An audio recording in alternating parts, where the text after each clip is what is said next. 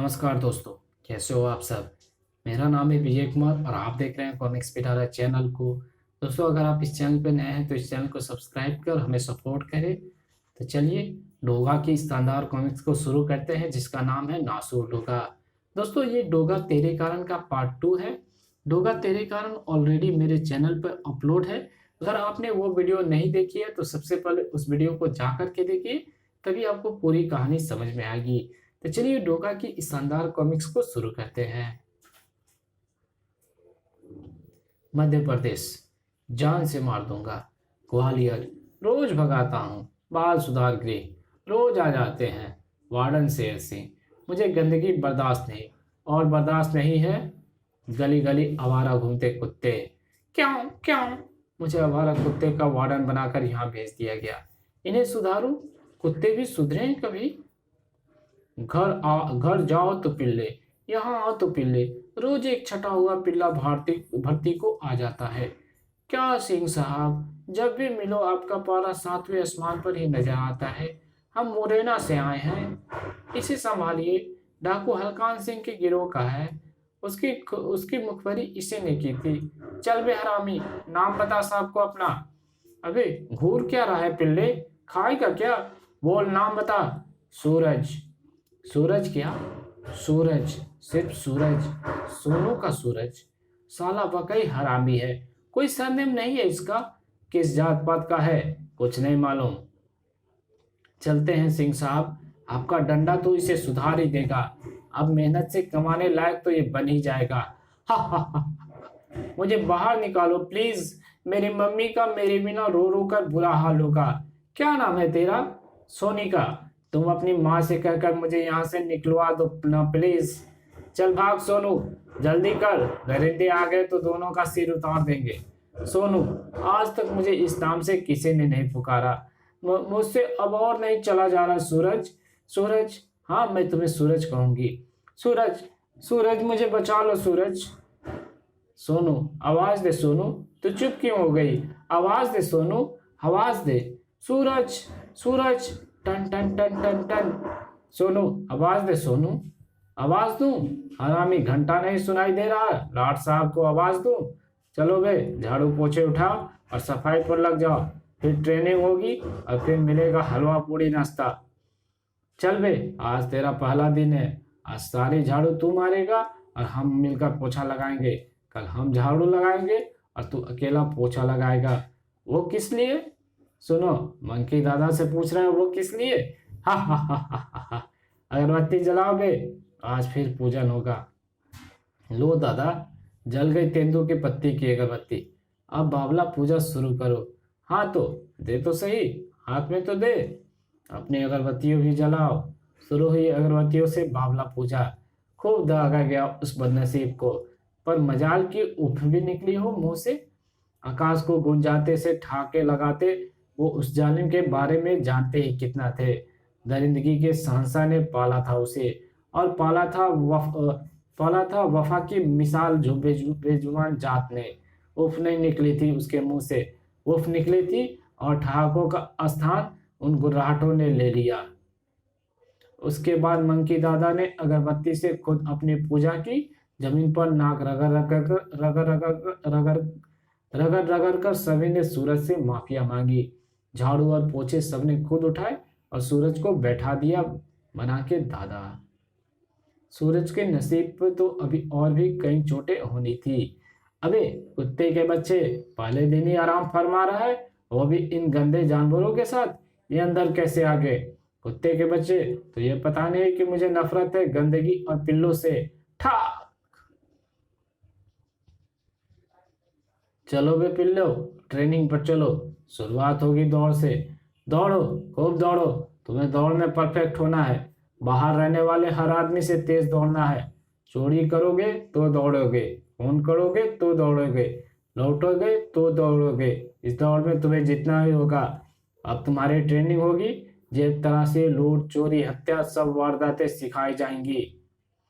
और जितनी ज्यादा चोरी करोगे तो खूब कमाओगे। जिंदगी भर ऐश होगी तुम्हारी, जिंदगी भर ऐसी होगी मेरी।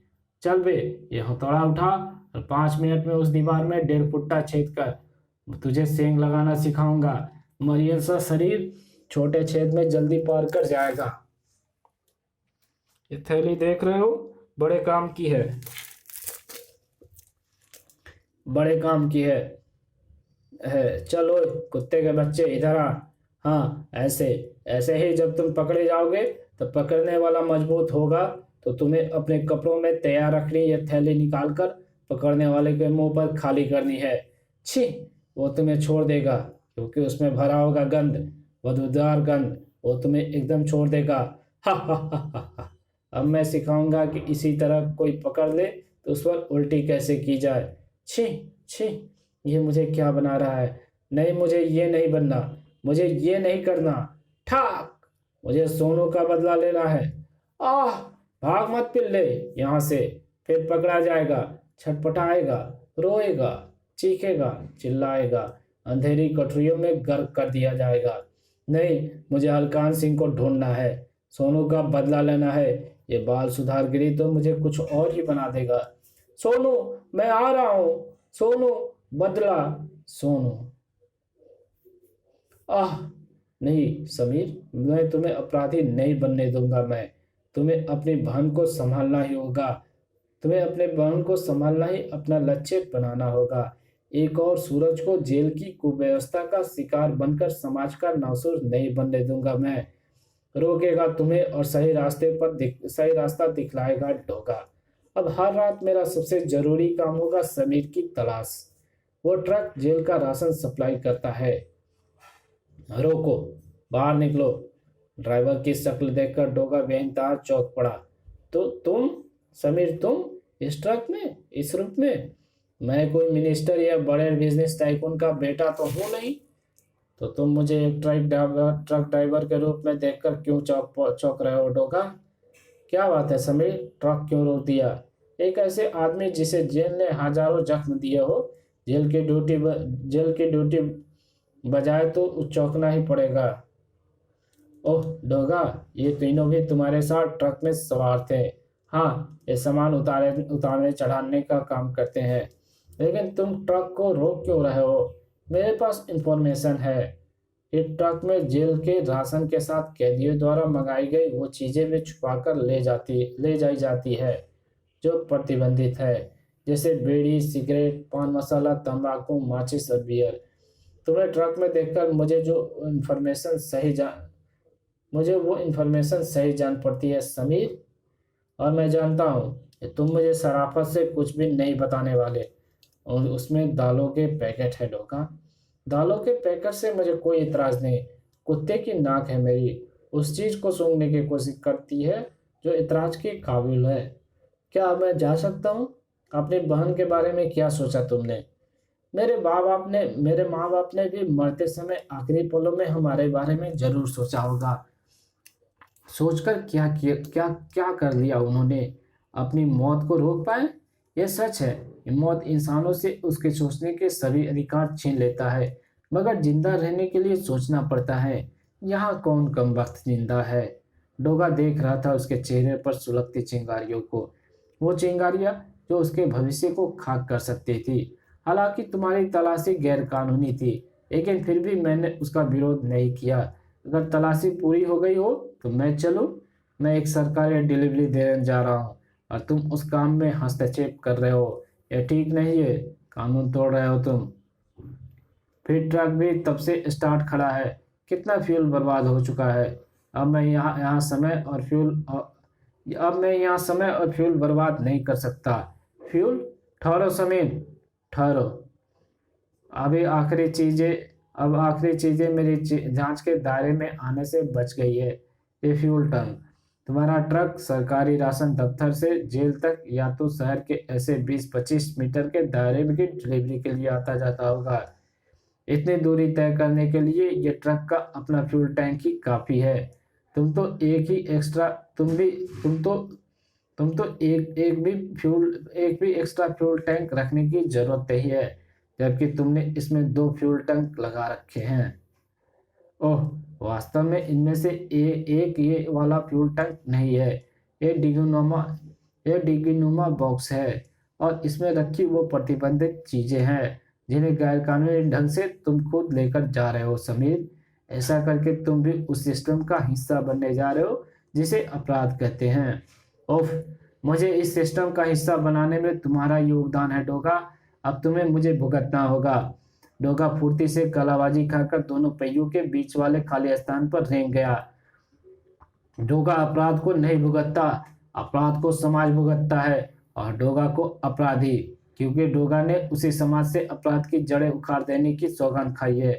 समीर का हाथ डोगा के हाथ की हरकत को देखकर उस तार को खींच चुका था जो बाहर बोनट के खोलने का लीवर था। डोगा की चलाई गोली एकदम से खुले बोनट से आ टकराई थी। हा हा हा हा हा। इस जड़ को नहीं उखाड़ पाएगा डोगा। ये जड़ कीकर के पेड़ की तरह दूर दूर तक मजबूती से फैलेगा। सांप का डंक लगने के बाद इंसान जहर की काट के विषय में ही सोचता है, मगर तुम दोबारा उस जहर को चखने की कोशिश कर रहे हो।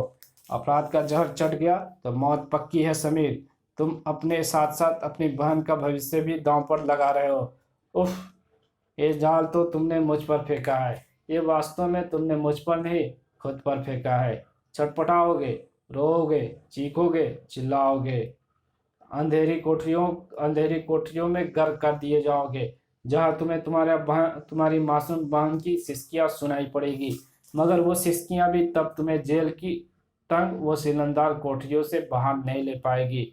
उफ, उसी उस पल की तुम्हारी पीड़ा को मैं महसूस कर रहा हूँ, लेकिन तुम नहीं समीर, तुम नहीं कर रहे हो। मैं तुम्हें वहां तक नहीं जाने दूंगा। तुम्हारी बहन को तुम्हारी वापसी का भरोसा दिलाया है सूरज ने। मैं उस भरोसे को नहीं टूटने दूंगा। तुम्हें अपराध के मकड़ जाल में फंसने से रोकूंगा, वरना कहीं मेरी तरह एक और नासुर डोगा ना पैदा हो जाए। पूर्व प्रकाशित कॉमिक्स डोगा तेरे कारण में आपने पढ़ा कि धूम पैटर्न पर 17-18 लड़के किसी भी कानून की परवाह न करते हुए सड़क पर निकले। उन्होंने 136 कारों के शीशे और 50 स्ट्रीट लाइटें को फोड़ा। डोगा ने आकर उन्हें मुर्गा परेड करवाई और पुलिस को इन्फॉर्म कर दिया, जिसमें सभी लॉकअप में पहुंच गए। वहां से सभी को उनके पेरेंट्स छुड़ाकर ले गए, लेकिन समीर को उनकी बहन श्रुति के अलावा और कोई नहीं।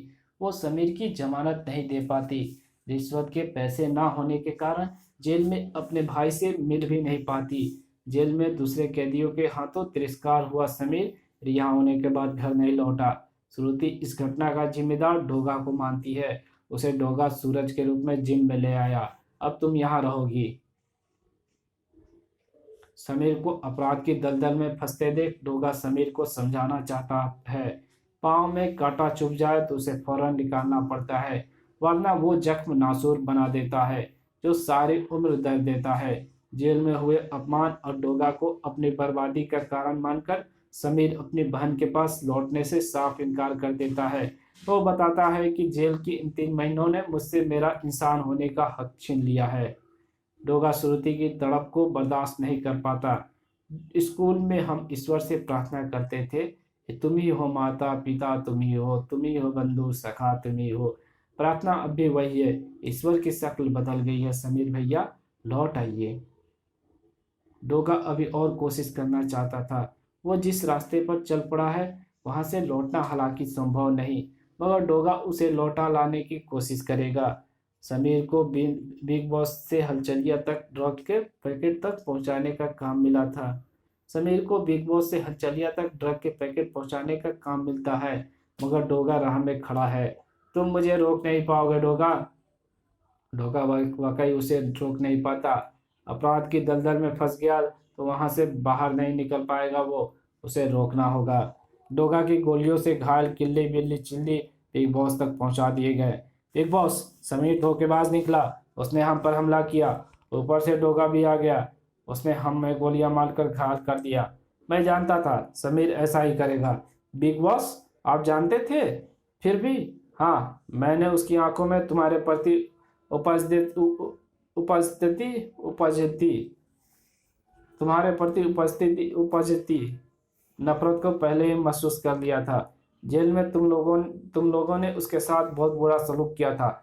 कोई भी पागल हो सकता है और हमें ऐसे ही पागल जुनूनी लोगों की जरूरत है इस कंपनी में।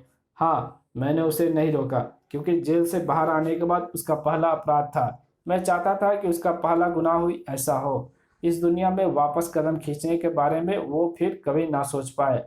मैंने जब कार चलाना सीखा था तो मेरा हाथ ड्राइविंग में साफ नहीं था। मेरा इंस्ट्रक्शन ने मेरा इंस्ट्रक्टर ने मुझे सावधान किया था, पहले मैं खुली सड़क पर ड्राइविंग में अपना हाथ साफ करूं, अन्यथा दुर्घटना हो सकती है। ठीक उसी तरह मैं चाहता था कि मेरे कंपनी में आने के बाद समीर भी जुर्म का अभ्यास कर ले। उसने तुम पर हमला करके अपने काम की शुरुआत कर दी है। वैसे भी हमारे धंधे में तुम्हारे जैसे नकारा लोगों की जरूरत नहीं, जो भीतर घात से सावधान नहीं रहते। लेकिन बिग बॉस, समीर जैसे लोग कंपनी के लिए कभी भी खतरा बन सकते हैं। ऐसे लोग कंपनी के प्रति वफादार रहते हैं। समीर को जो काम सौंपा गया था वो उसने बखूबी पूरा किया, हलचलिया को माल की डिलीवरी पहुंचाकर। बिग बॉस, आप हमारे सामने आ गए। कंपनी के गद्दार और नकारा लोगों को मैं अपने हाथों से ही खत्म करता हूँ। जो अपने कर्तव्य से चूकते हैं वे भी नकाराओं की सूची में आते हैं। पापा, यह टीवी फिर खराब हो रहा है।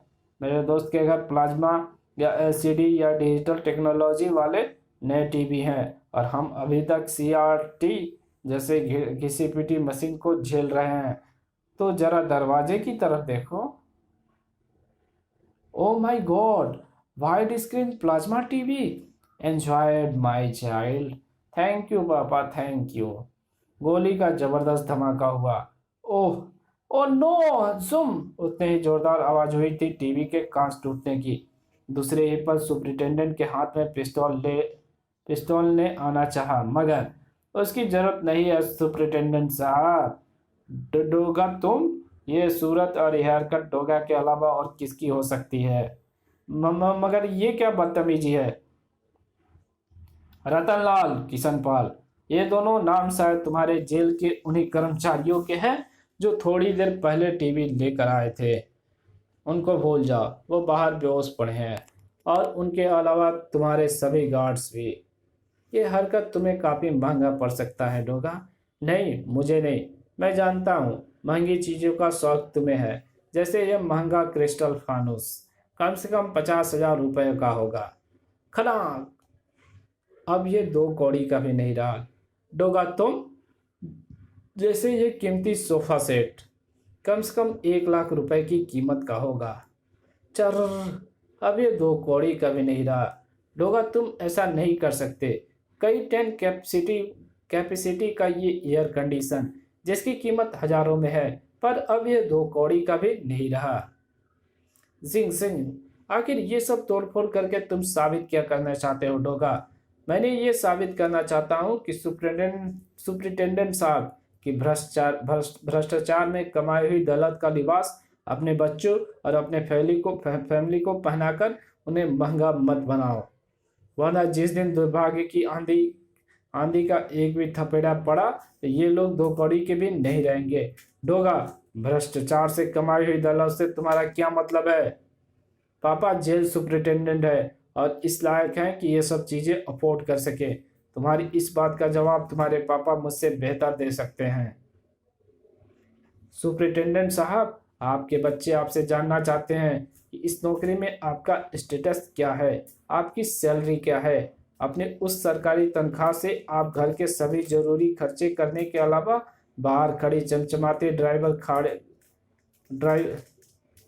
चमचमाती एंडीवर गाड़ी खरीद सकते हैं या नहीं, जिसकी कीमत 14-15 लाख है। लेकिन अगर आपकी जुबान ने सच के अलावा कोई शब्द उगला तो मेरी बंदूक जो गोली आप पर उगलेगी उसका उसे कोई अफसोस नहीं होगा। पापा, आप झूठ को भी ईमानदारी से बोलने के लिए जुबान के शब्द नहीं मिलते। उफ, दोषी सिर्फ रिश्वतखोर अफसर या कर्मचारी नहीं होता, उसके परिवार के लोग भी उतने ही गुनहगार उसके परिवार के लोग भी उस गुनाह के बराबर के साथी होते हैं। क्या आप लोगों ने कभी अपने घर के कमाऊ सदस्य की एक्सेस इंफॉर्मेशन सोर्स के बारे में जानने की कोशिश की? नहीं की, क्योंकि आते हुए सुख को लात मारने की हिम्मत नहीं थी आप में। और ये हिम्मत परिवार के हर सदस्य में आ जाती तो रिश्वतखोरी हमेशा के लिए दम तोड़ देती। दम तोड़ देगी। मैं यही समझाने आया था, और अगर अब भी तुम नहीं समझे तो मुझे दोबारा यहाँ आने की नौबत आई तो वो पल तुम्हारे तुम्हारे लिए बहुत मुश्किल के पल होंगे। डोगा को दोबारा यहाँ आने की नौबत नहीं आएगी। कौन? शक, शक, शक। मैंने आपके परिवार को बेहोश कर दिया है, क्योंकि मैं जानता हूँ अब जो कुछ मैं यहाँ करने वाला हूँ उसे ना तो आप बर्दाश्त कर पाएंगे सुपरिटेंडेंट साहब, और ना आपका परिवार। कौन हो तुम? नासुर। शराब। हमारे जिस्म का कोई हिस्सा रोग लगने पर सड़ गल जाए तो उसको काट कर फेंक दिया जाता है। यह समाज एक जिस्म की तरह है, जिसे चलाने के लिए शरीर के हिस्से की तरह तुम जैसे अधिकारी नियुक्त किए जाते हैं। मगर जब भ्रष्टाचार के कीड़े जिस्म के हिस्से को सड़ाने लगे तो उनको काटकर फेंक देना उचित होता है।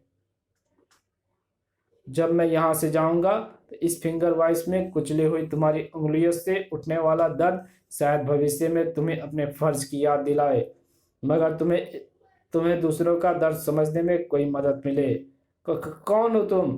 कहा ना, नासुर। नासुर बनकर भ्रष्ट लोगों को टॉर्चर करूंगा, उन्हें ऐसा दर्द दूंगा जिसका इलाज सिर्फ और सिर्फ जहन में बसी ईमानदारी और मानवता की भावना ही होगा। पता नहीं ईश्वर के दरबार में सुरती जैसे बहनों की प्रार्थनाएं सुनी जाती है या नहीं। मुझे तो सिर्फ मेरा भाई वापस चाहिए। भगवान भगवान अपने भक्तों की पुकार जरूर सुनता है बेटी, खासकर बच्चों की तो अवश्य। उसके घर में देर तो है मगर अंधेर नहीं। लो दूध पियो। मैं नहीं चाहता जब तुम्हारा भाई तुम्हारे पास वापस लौटे तो तुम्हारी सेहत ठीक ना हो, फिर मैं तुम्हारे कपड़े दिलाने के लिए ले चलूंगा। अदर चाचा का कहा नहीं टाल सकी श्रुति। सूरज परेशान था, कहीं उसके हाथ से कोई गंभीर अपराध हो गया तो उसके लौटने की रही सही उम्मीद भी खत्म हो जाएगी और सारी जिंदगी जेलों में ही गर्क हो जाएगी। अरे ये तो वही चिल्ली और बिल्ली की लाशें हैं, मगर डोगा ने तो सिर्फ इनकी टांगों पर ही गोली मारी थी। तो फिर किसने इनको मार डाला? कहीं खुद समीर नहीं तो नहीं? किल्ली, बिल्ली और चिल्ली ने डोगा को जेल में अनाधिकृत सामान ले जाने के विषय में बताया था। ऐसा आदेश उन्हें कोई बिग बॉस ही देता था, बिग बॉस जिसे किसी ने नहीं देखा। उन तीनों को गोली बिग बॉस पे मार सकता है। और ये क्या? नासूर ने कुचली जेल सुपरिटेंडेंट की उंगलियां। ये नासूर कौन पैदा हो गया? ये तो उसी जेलर का सुपरिटेंडेंट है जहां समीर ने 3 माह सजा के रूप में बिताए। कहीं उसे सजा देने के लिए समीर ही तो नासूर नहीं बन गया? नहीं भैया, ऐसा नहीं कर सकते। तो घबरा मत सुरती, पुलिस जल्द ही पता लगा लेगी नासूर की हकीकत। अल्लाह इस बच्ची पर रहम करना।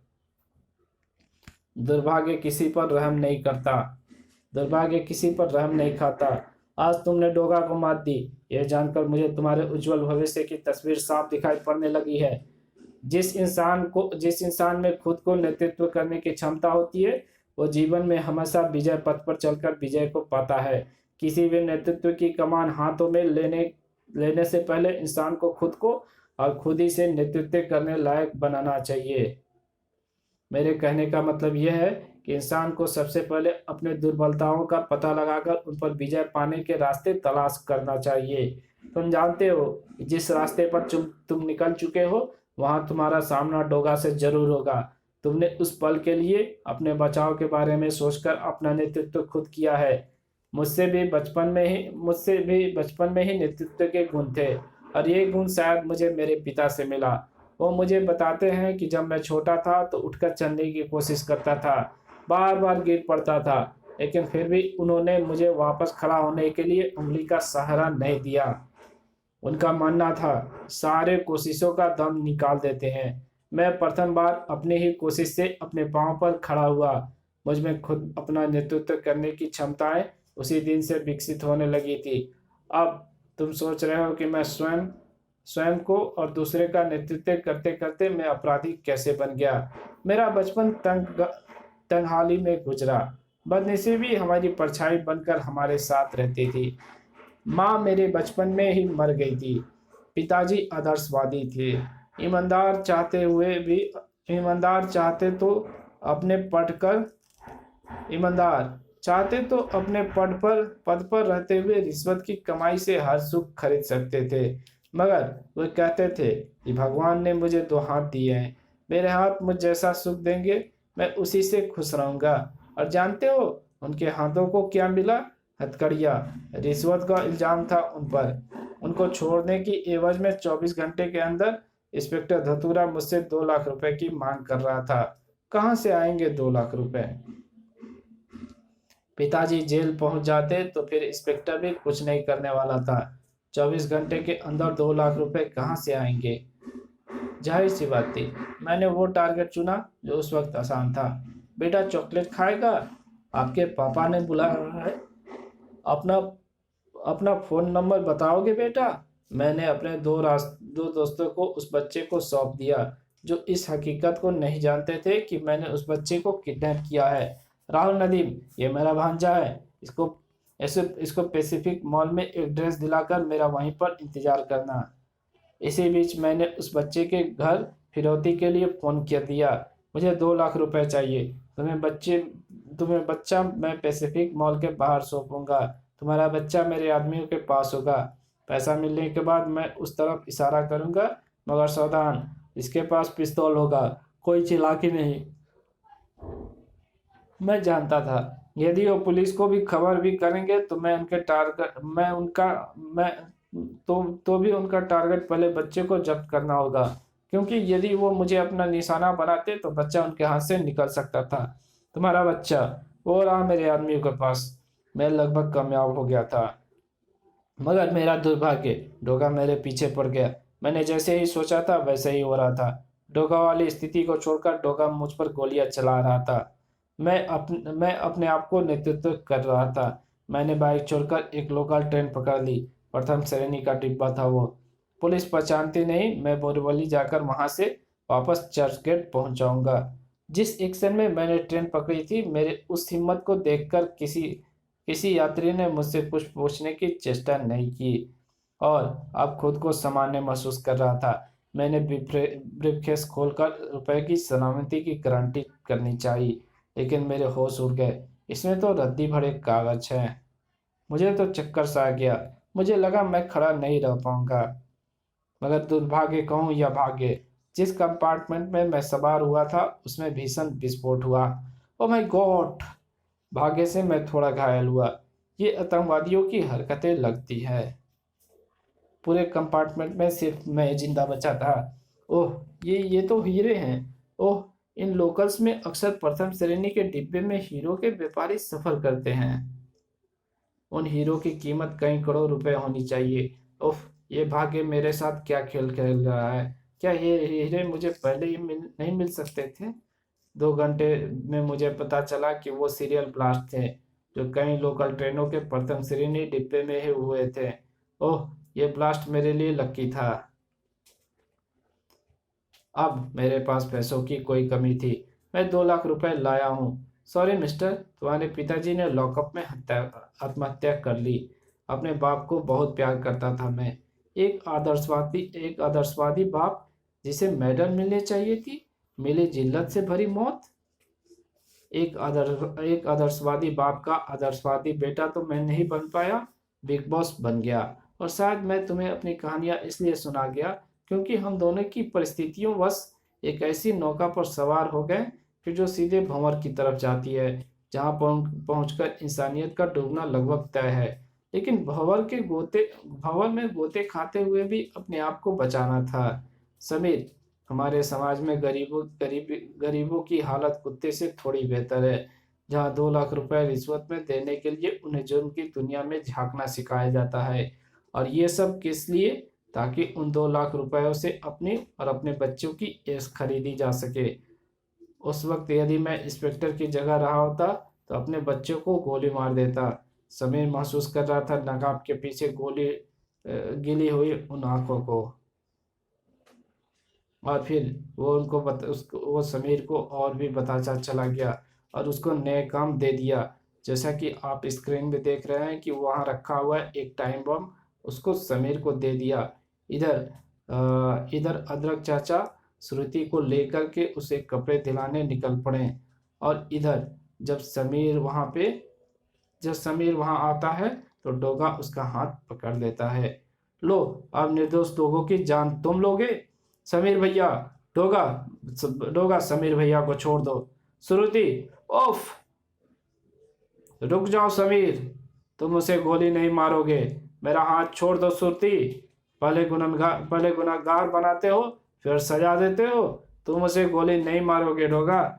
मैंने उसे गुनहगार नहीं बनाया। इस वहम से बाहर निकलो। इस मोटरसाइकिल के डिग्गी में तुम्हारे भाई ने टाइम बम रखा है। यदि मैं गुनहगार हूं तो तुम्हारे भाई तक पहुंचने से पहले मेरी मौत आ जाए। डोगा ने मोटरसाइकिल को समीर के पीछे दौड़ा दिया। मौत का डोगा को कोई डर नहीं। वो तो हर समय उसके सिर पर सवार रहती है। रुक जाओ समीर, तुम इसमें बम है तुम इसमें बम है। अपनी जान बचाओ, फटने वाला है। मैं जानता हूँ, लेकिन आज तुम भाई बहन का वहम मिटाने के लिए मौत की सवारी कर रहा था। बम! तुम जानते हो आज की गई तुम्हारी हरकत कहीं जाने ले लेती। सही मायने में आज तुम एक अपराधी बन गए हो समीर। इसके जिम्मेदार तुम हो। मैंने तो 18 और लड़कों को भी लॉकअप पहुंचाया था। वो सब क्यों नहीं अपराधी बन गए।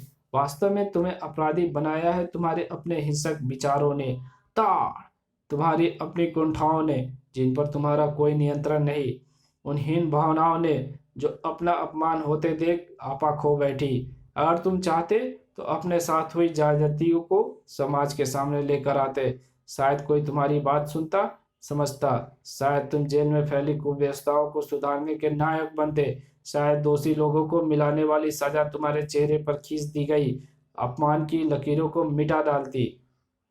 मगर तुम अपराधी बन गए, वही बन गए जिनके कारण तुम्हें जिल्लत मिली थी। समाज में एक और अपराधी बढ़ गया।